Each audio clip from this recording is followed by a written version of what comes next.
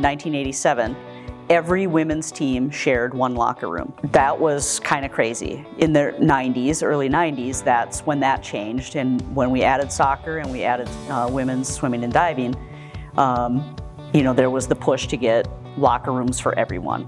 That was 20 years almost after Title IX was passed. So I think that's been the biggest thing. And we've had some success with a lot of our women's teams too that has helped with the notoriety of women's athletics at MSUM.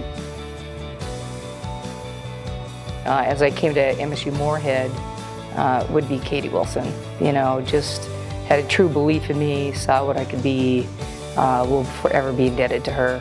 And she's one of the people I look at, and she really had to weather the good old boy storm every single day, coming to work and having to deal with that, and really showed great inner strength, commitment, and resiliency, and made sure that women at MSU Moorhead were treated appropriately, and I'll never forget that. Recently we've had a lady, Tatiana Schumacher, who's broken the world record in 200 breaststroke, and she used to live down the road from me, which is kind of crazy. Well, as a tennis player, I'm really proud because we are a equal pay sport. So I hope that other, basketball, volleyball, whatever, they have their own Billie Jean Kings to start that for them, because it's kind of ridiculous that we're not there yet, but I just think showing up, support, keeping progressive will definitely get us somewhere. Just to feel known that that we can be just as respected as male sports. So just being able to go out and show support no matter the gender. Exposure, get people watching, get people marketing those achievements, because although it's not comparable to the men's, it's still great in their own way.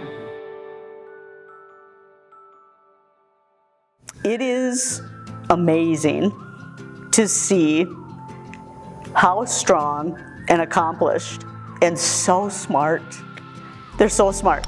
And I think the biggest accomplishment that I am so proud of is that our student athletes work so hard. And then it makes it that much sweeter to have those accomplishments. The first thing that comes to mind is they've allowed themselves to be pushed. They've never backed down from being pushed. And I think that for women, I think that's really a key, because there are going to be a lot of obstacles set forth out there in the world to knock women down.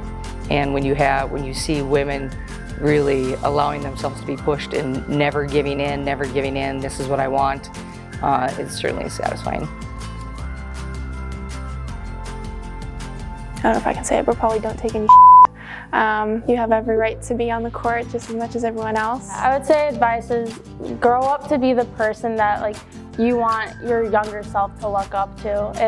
Basically for me, I want to look up to someone that is doing the right thing morally, is happy, treats other people good, and if you can become that person, then I would say to me that means that I've been successful.